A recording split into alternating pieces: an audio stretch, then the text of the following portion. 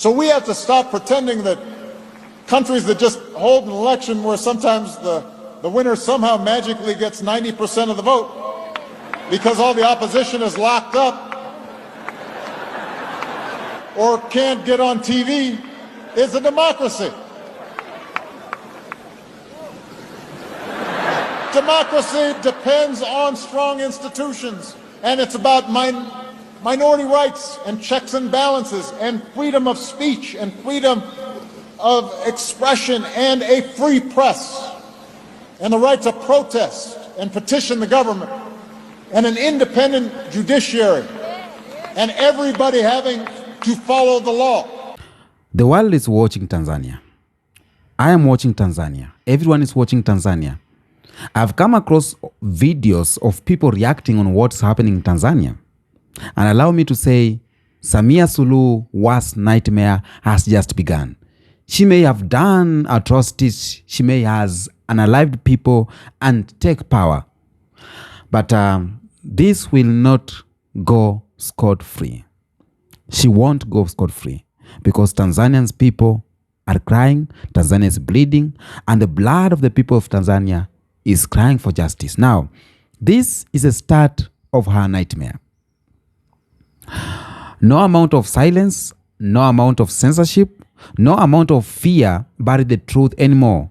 Because when a government turns its guns to the youth, it signs the beginning of its downfall. It signs the beginning of the cracks on the government. Family, today I speak not as entertainer, not as commentator, but I'm speaking as a witness of history.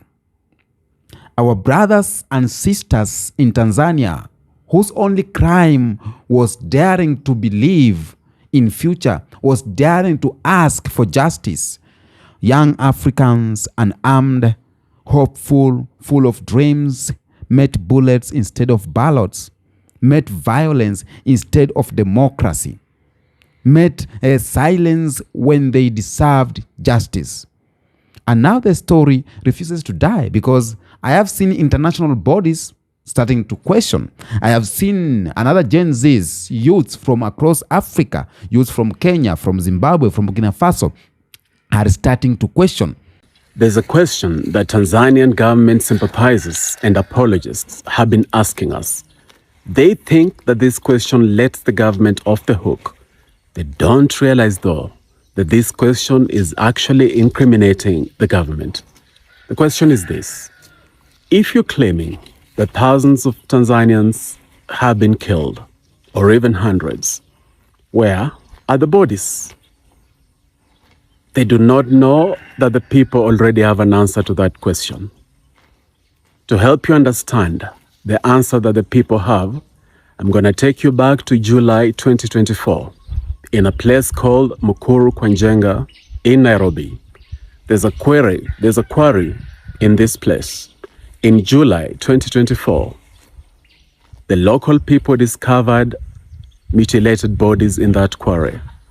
When they began to retrieve those bodies, the police came and told them to stop. They threatened them that if you continue retrieving these bodies, you're going to be charged with murder. So the people stopped. Lo and behold, a short while later, that quarry was set on fire.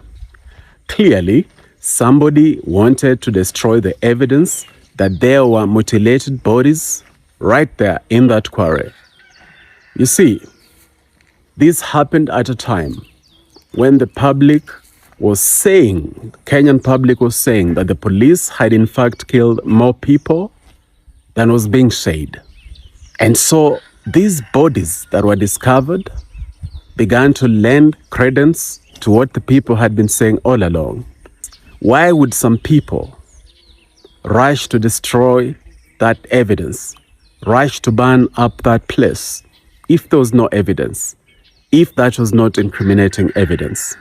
Now, you've got to link that with what people in Tanzania are now saying. They are saying that a lot of bodies have been dumped to a cement factory where they are being destroyed. They are being destroyed. You see, when you burn bodies, it becomes that more difficult to prove the identities of these people. And if you cannot even prove the identities of people, how are you going to put faces and names to that? And if you can't put faces and names to the deceased, how are you going to have an accurate number that this number of people were actually killed in these operations? Which is why we are demanding that an immediate fact-finding mission from the United Nations goes to Tanzania. We are demanding for an immediate fact-finding mission from SADC, the Southern Africa Development Community, to go to Tanzania. We're demanding for an immediate fact-finding mission from the African Union to go into Tanzania.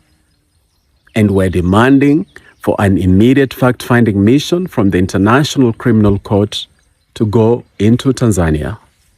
Without doing that, it is possible for a government that has completely lost touch with the people, a government that is brutalizing the people, to begin erasing the evidence of the heinous murders that they have committed.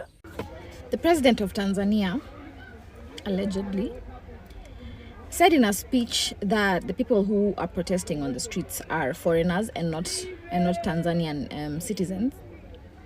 And I want us for 1 second, just 1 second, to believe that that's true. Does that mean then that foreigners deserve to be unalived? Are there no protocols of how to deal with foreigners who supposedly break the law? So if a foreigner finds themselves, for example, in Tanzania right now, and then they find themselves on the streets, is it a justification for the government to force them to have them abducted? Forced disappearance is what I wanted to say. Have them abducted or shoot them in the head?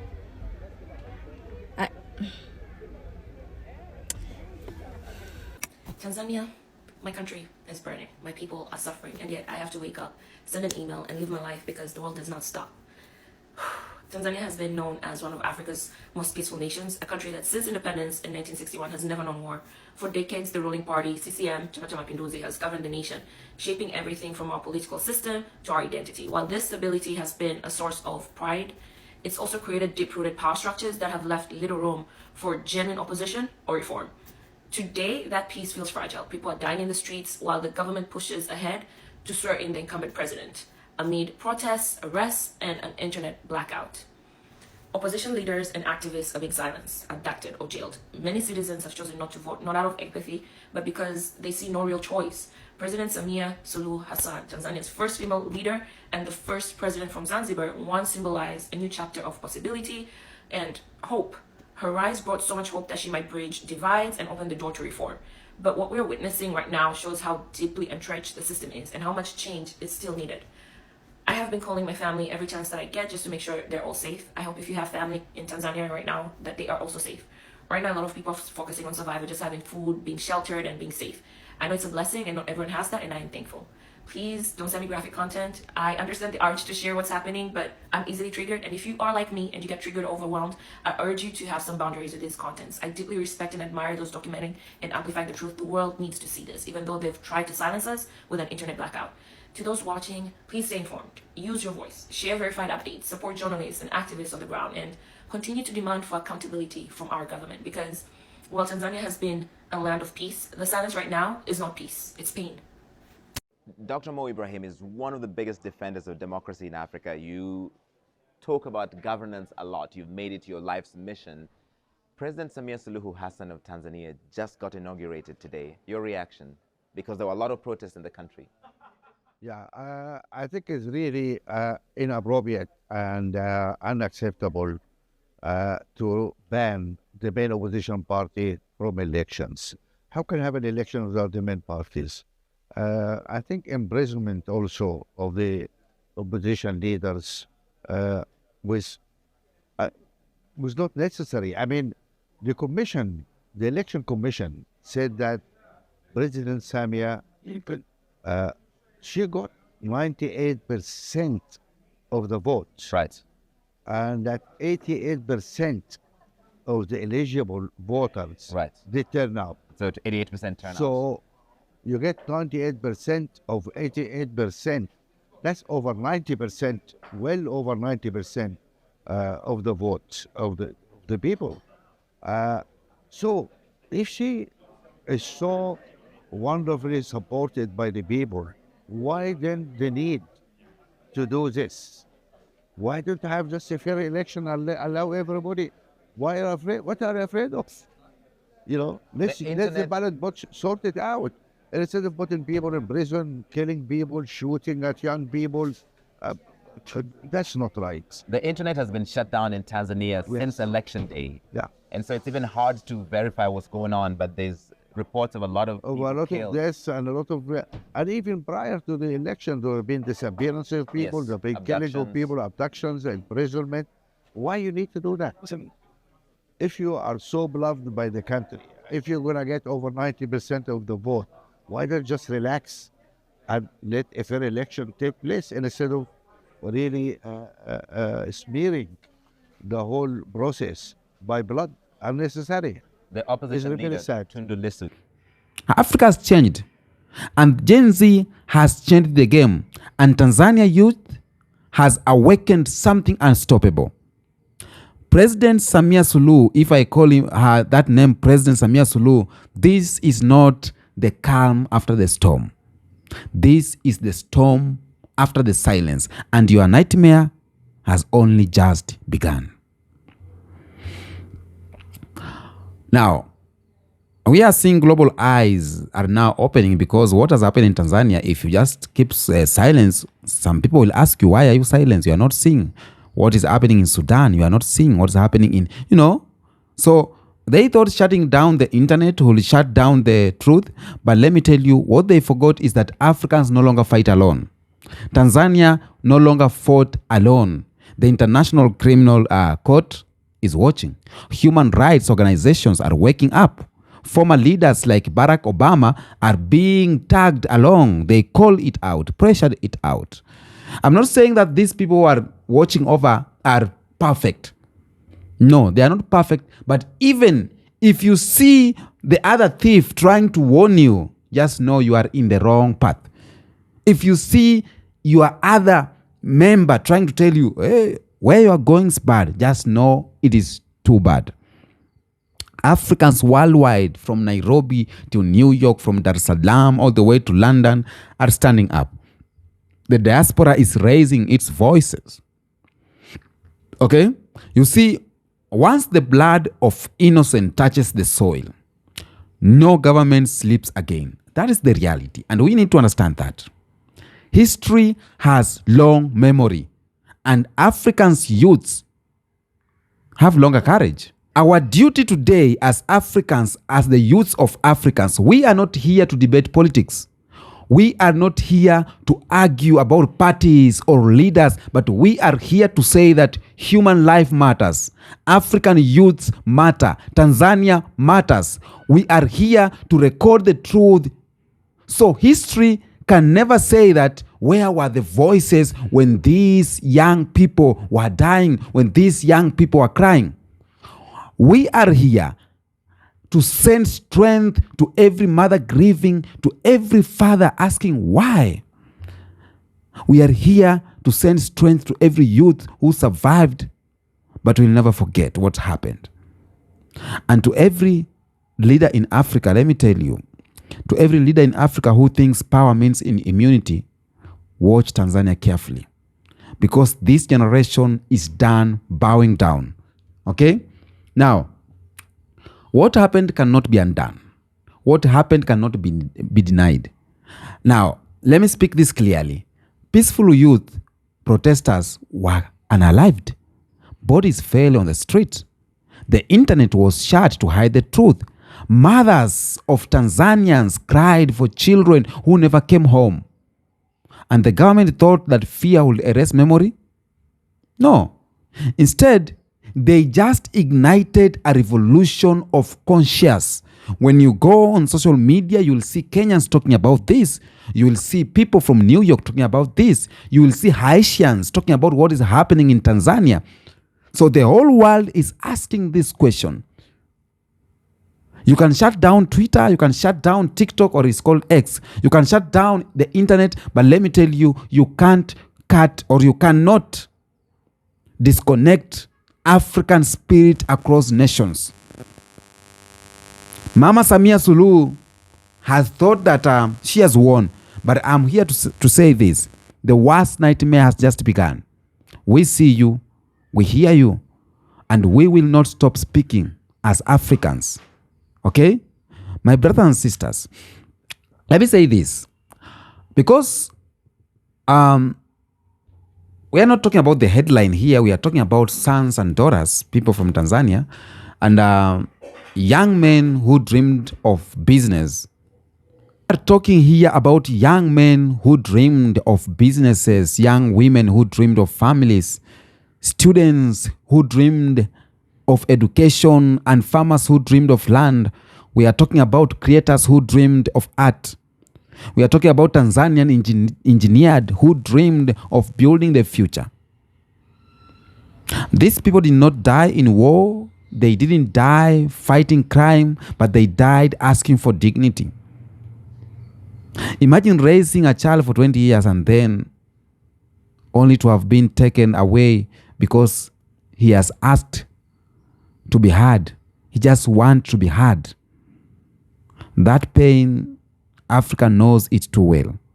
That pain, black people knows it too well.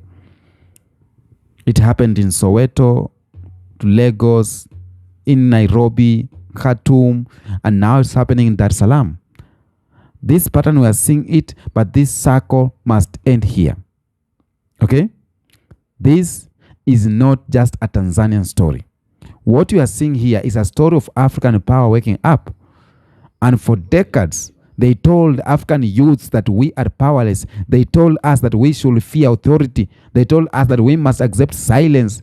They told us that our anger means nothing. But right now, the youths are showing up. And we are not the generation to fear. We are the generation of fire.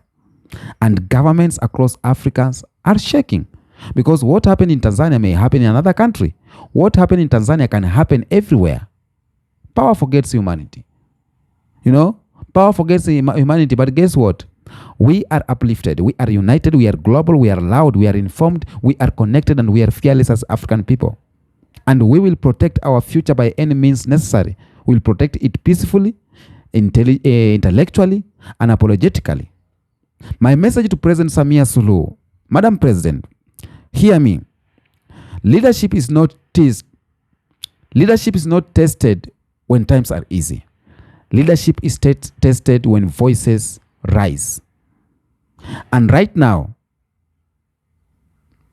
history is calling your name, not with praise, but with accountability. They will follow you. They will not disappear. This message to President Samia Suluhu.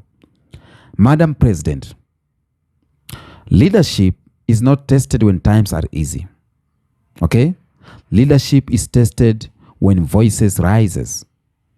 And right now, history is calling your name, not with praise, but with accountability. And this will follow you. Okay? This will not disappear. This will shape your legacy forever. The youths of Tanzania did not betray you. The youths of Tanzania believed in their nation. And their nation betrayed them. But you still have time to choose history over ego. You still have time to choose justice over silence. You still have time, Madam President, to choose truth over image. Because power does not protect leaders, but justice does. My message to the Tanzanians youth, to the brave young souls of Tanzania: we see you. Africa is seeing you. Kenyans are seeing you. We honor you and we stand with you. You are not alone. Your courage speaks louder than bullets. Your dreams are bigger than fear, and your voice are louder than censorship. Hear me clearly, my people. You did not die in vain. Africa rises because of youths like you. Our future stands because of your sacrifice, and your names will not disappear. Your tears are seeds, and from them, freedom will grow. Message to black people worldwide, Pan-African family, and everyone who is watching what's happening in Tanzania. What happened in Tanzania happens to all of us. We cannot say that I am in America, or I'm not my problem, or it's not my problem, or I'm in Caribbean, it's not my issue. No, we are one as black people. And when one African youth is silenced, all African youths are threatened. We rise together or we fall together. Okay? And these generations refuses to fall. Now, the greatest mistake any government can make is thinking that violence breaks spirits. It happened in Kenya in 2024, but the spirits never die. What you are doing is just igniting fire and fire. You are just adding fire. It's called what?